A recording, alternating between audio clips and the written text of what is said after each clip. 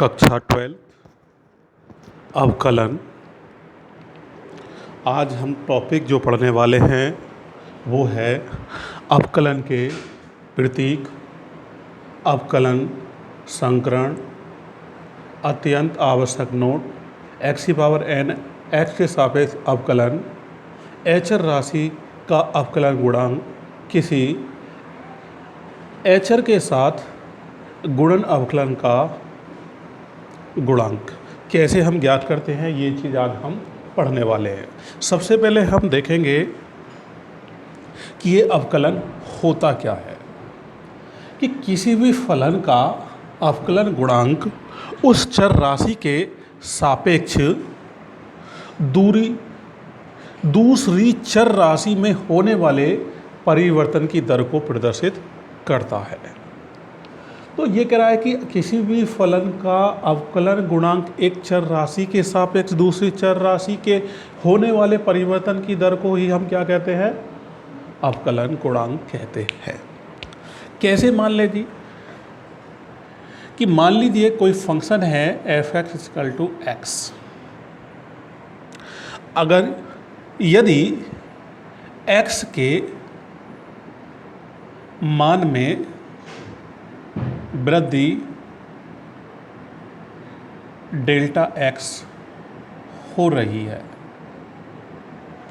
यदि इसके मान में डेल्टा x क्या हो रही है, वृद्धि हो रही है, तो y के मान में भी क्या हो जाती है, वृद्धि हो जाती है। तो ये अगर हम कहते हैं कि अगर आपके x के मान में वृद्धि हो गई तो y के मान में भी क्या हो जाएगी, वृद्धि हो जाएगी। तो y प्लस क्या हो जाएगा, डेल्टा y हो जाता है। ये समीकरण नंबर 1 होती है और ये समीकरण नंबर 2 होती है। समीकरण 2 में से एक को घटाने पर, अगर हम इनको घटाएं तो y plus delta y minus y, और ये बनेगा f(x) plus delta x plus f(x). ठीक है, तो ये y से y कट जाएगा, बचता है हमारा पास delta y f(x) plus delta x, bracket घटा रहे थे माइनस आएगा, यहाँ हो जाएगा f(x). दोनों ओर डेल्टा x से भाग करने पर, जब हम डेल्टा दोनों ओर से भाग कर देंगे तो ये बनेगा f(x) delta x plus minus f(x) बटे डेल्टा x। दोनों ओर भाग कर दिया। लिमिट लगाने पर, limit delta x tends to 0, अर्थात डेल्टा x का मान 0 नहीं है, 0 की ओर जा रहा है। तो del y upon del x ये हो जाएगा f(x) plus del x minus f(x) बटे ये बनेगा आपका डेल। यहाँ भी लिमिट लगेगी, दोनों ओर लिमिट लगानी है। इस लिमिट को पूरे को बोला जाता है अवकलन। क्या बोला जाता है, अवकलन, और रिप्रेजेंट कर दिया जाता है dy upon dx equal to limit f(x) plus delta x minus f(x) upon delta x। तो ये आपका क्या होता है, अवकलन गुणांक बोला जाता है। तो किसी फलन का अवकलन गुणांक एक चर राशि के सापेक्ष दूसरी चर राशि में होने वाले परिवर्तन की दर को प्रदर्शित करता है, क्या, अवकलन। तो आपको ये फॉर्मूला नोट कर लेना है, कर लेंगे, जो आपका फॉर्मूला प्रूव आया है।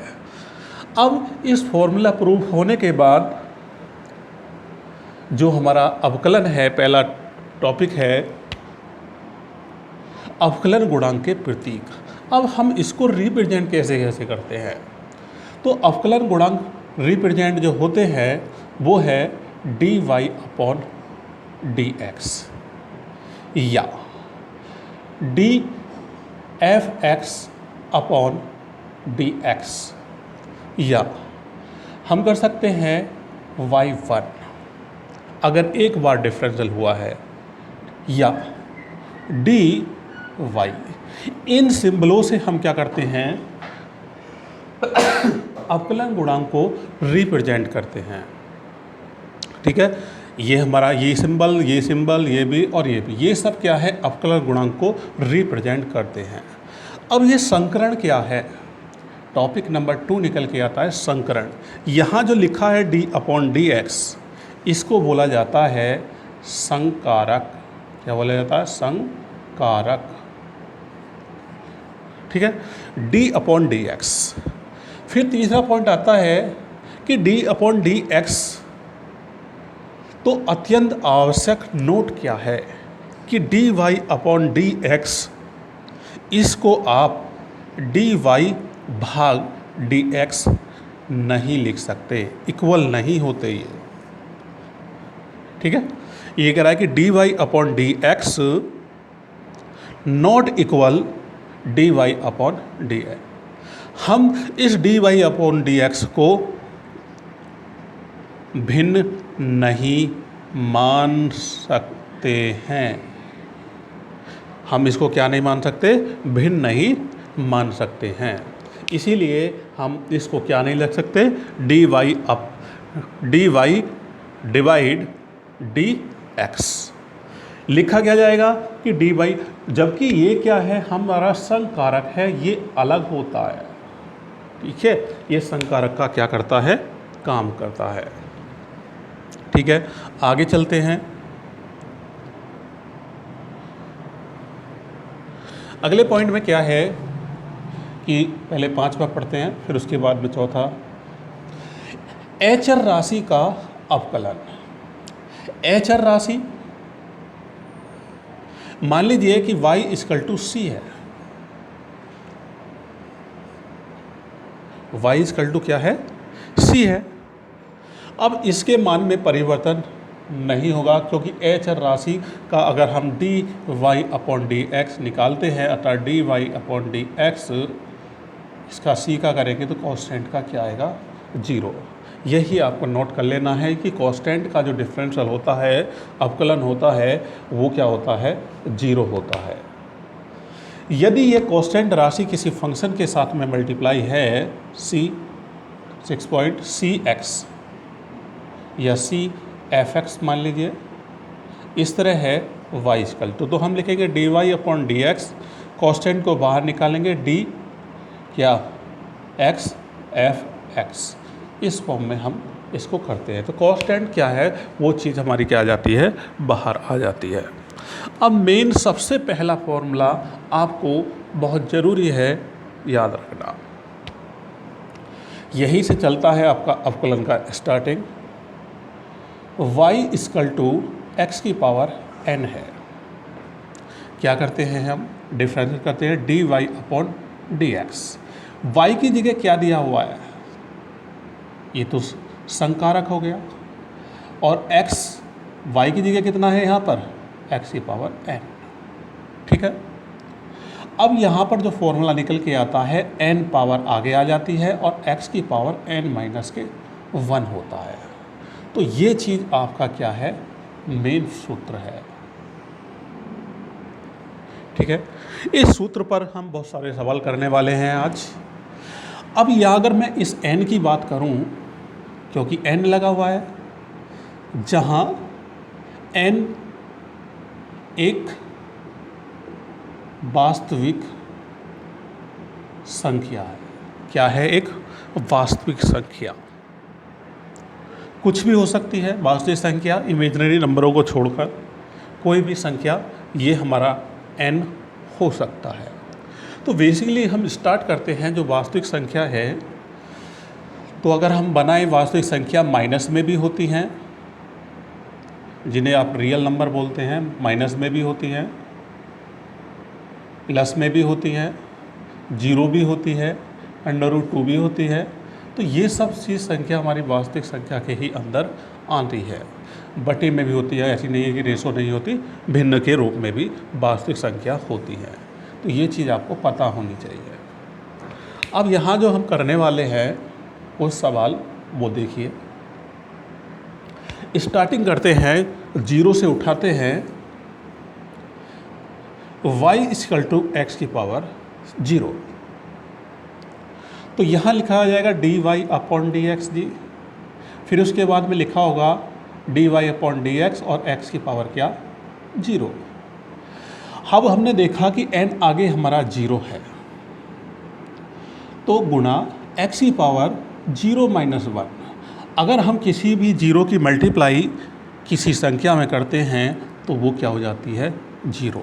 तो इसलिए निकल के आया कि x की पावर 0 का जो डिफरेंशियल होता है वो क्या होता है, x की पावर 0 का डिफरेंशियल जो होता है वो क्या होता है 0 होता है।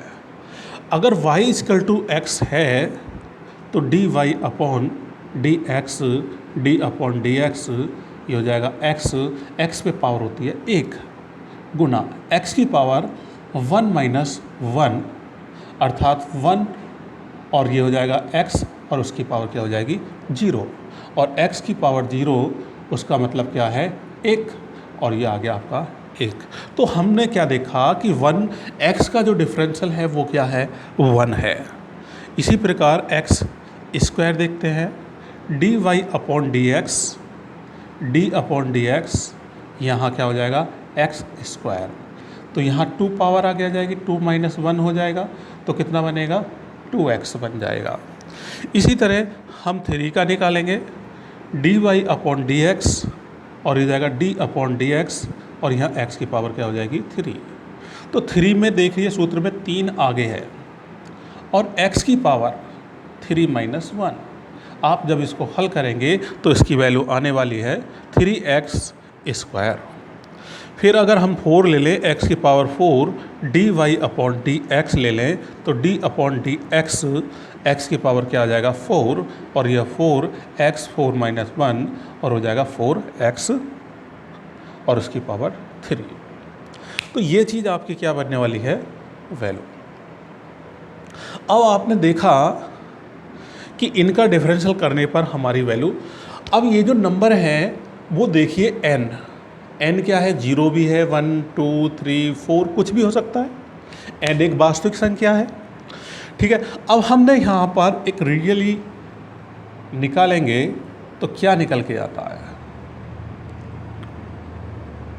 तो हम लिखेंगे कि यदि हम dy upon D x, x की पावर 0 का अगर आप करते हैं तो उसका मान 0 होता है, dy upon D x, x का डिफरेंशियल करते हैं तो उसका मान 1 होता है, d upon D x, x square का करते हैं तो 2x होता है, d upon D x, x की पावर 3 का करते हैं तो 3x स्क्वायर होता है, और d upon D x, x की पावर अगर 4 है तो 4x की पावर 3 होता है। तो ये चीज़ आपको याद हो जानी चाहिए। क्या हो जानी चाहिए, याद हो जानी चाहिए। क्यों, जब आप इन चीज़ों को याद कर लेंगे तो जब आप बड़े फंक्शन को हल करेंगे तो उसमें डायरेक्टली आप इन सिर्फ को सीधा सीधा लिखेंगे। तो आपको क्या है कि अगर 0 है x की पावर तो उसका डिफरेंशियल 0, अर्थात इसको कांस्टेंट भी माना जा सकता है कि अगर 0 का डिफरेंशियल किया जाए तो क्या होगा 0 आता है। x का क्या करें भाई 1 होगा, x की पावर 2 का डिफरेंशियल 2x होता है, x की पावर 3 का 3x स्क्वायर होता है, x की पावर 4 का 4x की पावर 3 होता है। इसी प्रकार यदि ये सब वैल्यू किस में आ जाए, ऐसे आ जाए 1 अपॉन एक्स, 1 अपॉन एक्स की पावर 2, 1 अपॉन एक्स की पावर 3, 1 अपॉन एक्स की पावर 4। तो पहले क्या करना होगा, पहले स्टैंडर्ड फॉर्म है हमारी x की पावर फॉर्म में, तो हम इसको चेंज करेंगे तो y की पावर लिखेंगे x की पावर माइनस के 1, फिर उसको लिखेंगे y इक्वल टू एक्स की पावर माइनस के 2 और y इक्वल टू एक्स की पावर माइनस के 3 और y इक्वल टू एक्स की पावर माइनस के 4। अब देखते जाना भाई, आपने क्या देख रहे हैं, अगर हम इसका डिफरेंशियल करते हैं d upon D X Y और d अपॉन डी एक्स और x की पावर माइनस के 1, तो माइनस 1 आ गया था। गुना फॉर्मूला क्या कहता है, x की पावर माइनस के 1 माइनस के 1, n के स्थान पे क्या है यहाँ, ये क्या है हमारा n है, क्या है n, तो n के स्थान पे हमने क्या रख दिया, 1 को रख दिया -1। तो जब हम इसको हल करने वाले हैं आगे तो क्या आने वाला है, 1 x की पावर माइनस के 2 अर्थात -1/x²। तो ये इसका डिफरेंशियल आपका आने वाला है। तो dy/dx और उसकी पावर क्या करने हैं y, तो ये निकल के आया कि अगर x की पावर माइनस के 2 है तो क्या निकल के आएगा -2, x की पावर -2 -1, तो क्या बनेगा, यहाँ पर हल करने के बाद आपका 2/x की पावर 3 आता है, क्या आता है, x की पावर 2/3 आ गया। अब d/dx y d/dx x की पावर कितना करें, -3, अब ये हो जाएगा -3, x की पावर -3 -1, और क्या बन गया आपका -3/x की पावर 4। ऐसे ही हम अगले क्या करने वाले हैं, तो d/dx और x की पावर माइनस के क्या आ जाएगा 4, तो -4 x की पावर 4 -1, तो ये हो जाएगा -4/x की पावर क्या आ जाएगा 4। तो ये चीज़ क्या आने वाली है, डिफरेंशियल का, तो ये हमारा क्या आ जाएगा, डिफरेंशियल करके आ जाएगा। अब हम इन्हें डायरेक्टली कैसे याद रखें,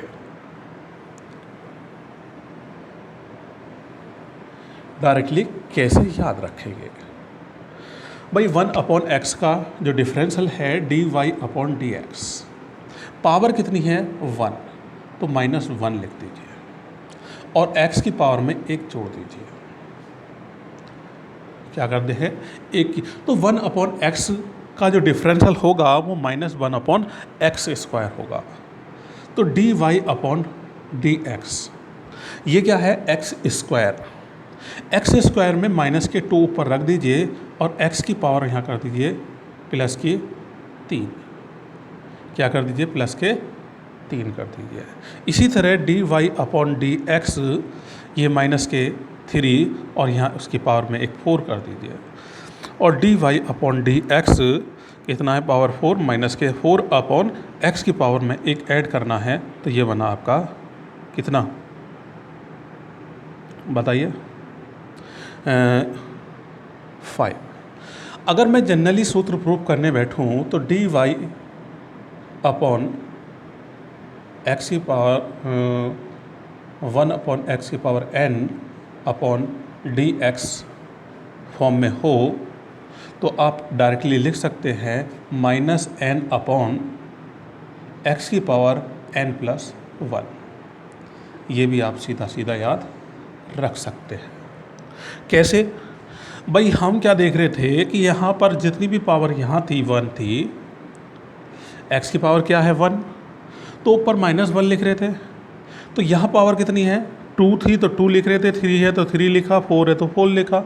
हम क्या लिख रहे हैं यहाँ, x की पावर कितनी है n, तो -n लिख दिया। नीचे एक ऐड हो रहा है तो x की पावर n+1, इस फॉर्मूले को भी आप डायरेक्टली बना के लिख सकते हैं जिससे कि आपको याद हो जाए। तो ये डायरेक्टली आपको याद होना चाहिए कि 1/x का डिफरेंशियल होता है -1/x², 1/x² का होता है -2/x की पावर 3, -1/x की पावर 3 का -3/x की पावर 4, 1/x की पावर 4 बरा इसका डिफरेंस होता है -4/x की पावर 5। जितना ज़्यादा तुम इनको याद रख पाओगे उतना ही ज़्यादा अवकलंस जो होगा वो आपको इजी लगने लगेगा, क्योंकि हर चीज़ को याद रखना अपने माइंड में बहुत टेढ़ा पड़ता है, फॉर्मूला याद रखना, परंतु जब तुम बहुत सारे सवाल उसी के बेस पे क्रम से करोगे तो आपकी प्रैक्टिस में सब सारे सवाल आ जाएंगे। ठीक है, अब देखते हैं कि हम जानते हैं कि n तो वास्तविक संख्या है, हमने देखा माइनस की भी देख ली, प्लस की भी देख ली। अगर हमारी भिन्न के रूप में है तो हम कैसे करेंगे। मान लीजिए कि y = 1/x की पावर 1/2 है, y = x की पावर 1 क्या है 3 और y इक्वल टू एक्स की पावर 1/4। तो इनका डिफरेंशियल कैसे करने वाले हैं? तो इसको हम ऐसे भी लिखते हैं भाई, लिख देता हूँ, एक मिनट रुकिए। रूट एक्स भी लिखते हैं और एक्स की पावर 1/2 भी। इसे √3x भी लिखते हैं और एक्स की पावर 1/3 भी लिखते हैं। एक्स की पावर 4 एक्स की पावर 1/4 इस फॉर्म में भी लिखते हैं। जब हम डिफरेंशियल करेंगे तो क्या होगा, हमें पता है कि पावर जो है वो आगे आती है और x, और इसमें से क्या होता है, एक माइनस हो जाता है। क्या हो जाता है? एक माइनस होता है। तो क्या निकल के आया कि 1/2 और x की पावर कितना 1 माइनस हो रहा है, तो ये हो जाएगा माइनस के 1/2। तो यहाँ से निकल के क्या आ रहा है कि माइनस का बचा तो 1/2 और x की पावर लिख सकते हैं हम इसे x की पावर 1/2। तो ये निकल के आया कि 1/2 अंडर रूट इसको 1/x को √2x लिखते हैं। तो इसका मतलब यह हुआ कि √x का अगर डिफरेंशियल आपसे पूछा जाए या 1/x की पावर 1/2 का डिफरेंशियल पूछा जाए तो डायरेक्टली आपको पता होना चाहिए कि क्या होता है 1/2 अंडर रूट एक्स। अगर ये आपको इजीली पता है तो डायरेक्टली आप डायरेक्ट प्रूव कर सकते हैं, सोल्व कर सकते हैं, अर्थात इतनी ज़्यादा कैलकुलेशन लंबा आपका नहीं होगा। तो 1/2 अंडर रूट एक्स। इसी तरह अगर 1/x की पावर 3 है तो 1/3 आ जाता है। x की पावर क्या 1/3 माइनस के 1, तो ये हो जाएगा 1/2 x की पावर माइनस के 2/x। तो क्या निकल के आया कि 1/3 और ये जाएगा x की पावर 2/3। तो हमने देखा इसे थोड़ा सा हल करके, तो 3 और ये होगा अंडर रूट 3x और उसका होल स्क्वायर पावर बना। क्या बन गया? पावर। उस संख्या का क्या बनता जा रहा है? पावर। अगर हम इसको सोल्व करते हैं dy/dx तो क्या बना 1/4 x की पावर 1/4 माइनस 1, तो 1/4 x की पावर ये पड़ जाने वाला है तो बनेगा आपका 3/4। तो क्या बना आपका 1/4 x की पावर 3/4। तो ये बन के आया कि 4x की पावर कितना, ब्रैकेट में 4 अंडर रूट एक्स और उसकी पावर की जाएगा 3। इतना बन गया जी। अब अगर आप फॉर्मूला देखना चाहें तो फॉर्मूला भी बन सकता है। कितना बन जाएगा जी फॉर्मूला, कि अगर आपके पास में y equal to n under root X है तो आप डिफरेंशियल करेंगे तो dy/dx। ठीक है, तो 1 इसको क्या लिखेंगे x की पावर 1/n, ये लिखने वाले हैं। अब हम n आगे लिखते हैं x की पावर 1/n माइनस के 1 लिखते हैं, तो ये आ जाएगा 1/n। और बनना आपका x की पावर कितना कि 1 माइनस n/n। अगर मैं इसको नीचे लेके जाऊं तो 1/n x की पावर n माइनस 1, n पहले लिख लिया 1 बाद में लिख लिया और अपॉन क्या हो जाएगा n हो जाएगा। और 1/, इसको लिखेंगे n और ये बना आपका n रूट x और उसकी पावर n माइनस के 1। अर्थात सीधा सा डिफरेंशियल आपका निकल के आया dy/dx, अर्थात इसकी y की जगह वैल्यू रख देता हूँ, x की पावर 1/n का जो डिफरेंशियल होगा वो आपका सीधे सीधे n और जो भी हमारी क्यूब में है वो n और x उसकी पावर n माइनस के 1 होने वाला है। तो ये चीज़ आपकी क्या बनने वाली है, हल बनने वाला है। तो आप डायरेक्टली भी इस फॉर्मूले को अप्लाई कर सकते हैं, जो अगर आपके 1/2, 1/3, 1/4 के फॉर्म में है। ठीक है, और बेसिकली भी चलते हैं। और क्या है बेसिक, अगर यही चीज़ किस में आ जाए, माइनस में आ जाए, कि x की पावर -1/2, तो इसका मतलब ये हुआ कि 1/√x है, या लिखते हैं कि इसे 1/√x के फॉर्म में है, तो इसे हम ऊपर लेके जाएंगे तो -1/2 के फॉर्म में पहुंचने वाला है।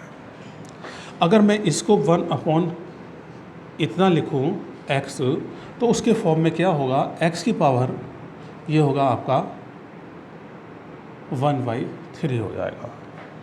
ठीक है भाई। ऐसे ही अगर आप एक और ले लेंगे तो उसमें भी क्या होगा कि x की पावर 1/4 माइनस के होगा।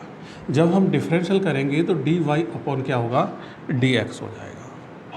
तो इसमें क्या हुआ कि पावर क्या आ जाएगी, आगे आ जाएगी, x हो जाएगा, और x -1। तो ये क्या बन के आया कि -1/2, और x की पावर कितना, 3/2। जब 3/2 आया तो -1 और ये हो जाएगा 2, और यहाँ पर क्या बनेगा, x की पावर 3/2। तो यहाँ पर क्या बन रहा है कि अगर मैं देखूँ तो -2√x और उसकी पावर क्या है, 3 बन रहा है। 1/2 गुना 3, उसको हम इस फॉर्म में लिख सकते हैं। तो ये बन रहा है। इसी प्रकार dy अपॉन, अगर मैं dx देखूँ तो उसका डिफरेंशियल क्या है, 1/3, x की पावर -1/3 -1, अर्थात ये हल करने के बाद आपका बन रहा है 1/3 x की पावर -4/3।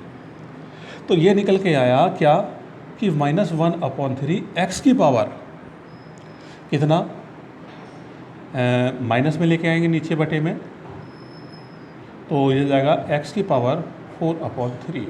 हम इसको दूसरे फॉर्म में लिखेंगे तो 3 अंडर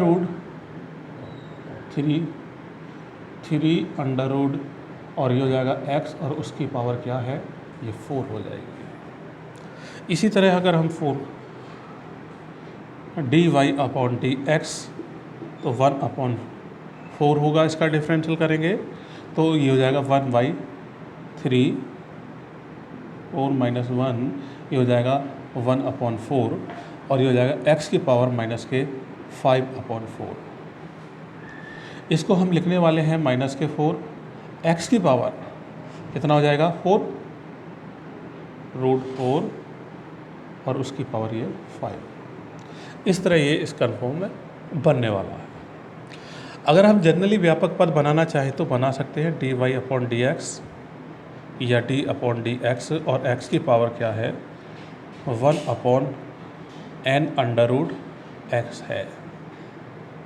तो क्या लिखेंगे, 1/, आप देख रहे हैं कि जितनी भी पावर आगे थी 1/2 थी, 1/2 लिखी थी, जितनी भी है तो वह माइनस के यहाँ कितनी है, n, और वही पूरी संख्या जो इसके अंदर है n, और ये x, और n में एक n प्लस कर दिया गया है। ये पूरा क्या है, इसका फॉर्मूला बन जाएगा। ठीक है, इस तरह हम क्या है कि n के ऊपर जितने भी सवाल है हम उनको क्या करेंगे, हल करेंगे। ठीक है, अब क्या करते हैं कि कांस्टेंट के साथ पांचवा क्या कह रहा है कि कोई भी अचर पद है तो y = अगर 5 है, अगर आप उसका डिफरेंशियल करते हैं तो वो क्या होगा, 0 होगा। अब 0 कैसे होगा, मान लीजिए कि ये जो 5 है, हम x ऐसे लिख सकते हैं, ऐसे अब भी समझ में नहीं आ रहा तो हम क्या लिख सकते हैं, 5 गुना 1, इसे लिखेंगे 5 और 1, x की पावर 0 का मतलब 1 गुना करके अब भी 5 ही रिजल्ट आ रहा है। अब D Y upon D X, आपको पता है कि किसी वेरिएबल के साथ अगर कांस्टेंट है तो वो बाहर छोड़ देते हैं और उसके साथ डिफरेंशियल करते हैं। अब आपको पता है कि y इसके आगे 0 है तो 0 - 1 होगा, तो इसका मल्टीप्लाई इसमें भी मल्टीप्लाई, तो ये क्या होगा टोटल 0, तो इसका डिफरेंशियल क्या हो जाएगा 0। तो किसी भी कांस्टेंट का जो होगा वो क्या होगा 0 होगा, चाहे वो 5 हो 10 हो 20 हो कोई भी अंक हो, उसका डिफरेंशियल आप करेंगे तो वो 0 होने वाला है। अब आपके साथ में मान लीजिए कि y = 2x है, तो इसका डिफरेंशियल आप कैसे करने वाले हैं। तो आप कह रहे हैं कि चर जो हमारा ये कांस्टेंट है अचर, उसको बाहर छोड़ दीजिए और df/dx संकारक को इस x के साथ मतलब चर के साथ लगा दीजिए। हमेशा डिफरेंशियल जो किया जाता है वो चरों के साथ में ही होगा, और जो जिस चीज़ का संकरण है उसी के साथ संकारक है उसी के साथ क्या करेगा वो अवकलन करेगा। अगर ये x है तो यहाँ भी x के साथ में ही अवकलन करेगा, अन्यथा बाकी सभी को कांस्टेंट मानेगा और बाहर निकाल देगा। तो जब हम डिफरेंशियल करेंगे तो आपको पता है कि अभी हमने सिखाया था कि x का डिफरेंशियल कितना होता है, x का डिफरेंशियल 1 होता है, तो दोनों की मल्टीप्लाई कर दीजिए, कितना आ जाएगा 2 आ जाएगा। यदि यही क्वेश्चन ऐसे आ जाए 2x⁴ और dy/dx आ जाए, तो तब करने वाले क्या हैं कि 2 तो बाहर छोड़ना है, d/dx x⁴। अभी हमने डायरेक्टली सीखा था कि x⁴ का डिफरेंशियल क्या होता है 4x⁴, ठीक है। अब इधर मल्टीप्लाई कर दिए 8 और x की पावर क्या बन जाएगा 3। उन चीज़ों को क्या करना है अप्लाई करना है, ठीक है। ऐसे आपको क्या करना है सवाल करने हैं। अब इसी को अगर आप और टिपिकल क्वेश्चनों में चेंज करते जाते हैं तो y = मान लीजिए x + x⁴ √x और ये 5x², इस तरह का आपको कोई फंक्शन दिया है तो उसका डिफरेंशियल आप कैसे करेंगे। तो मान लीजिए dy/dx है, इसे लिखेंगे d, और yx के लिए ये है तो पूरा लिखेंगे x + √x + 5x², ठीक है। जब हम इसका डिफरेंशियल करते जा रहे हैं तो संकरण क्या होता है बढ़ जाता है, ये संकरण हर एक पद पर बढ़ जाएगा प्लस और माइनस में। जैसे प्लस है बीच में तो इनमें ही बढ़ रहा है, तो इस पद पे भी चला जाएगा, इस पे भी, और इस वाले पद पर भी चला जाएगा। तो यहाँ बच्चा आएगा d/dx √x और यहाँ 5 कांस्टेंट बाहर है d/dx और x², केवल चर पद को पकड़ता है, कांस्टेंट पदों को छोड़ देता है, ठीक है। ये हमने क्या किया कि इस संकारक को इसको भी बांट गया, इस पे भी पहुँच गया और इस पे भी पहुँच गया। अब आपने देखा था कि हमने डायरेक्टली सीखा था कि ये 1 का डिफरेंशियल x का डिफरेंशियल क्या है वो 1 है।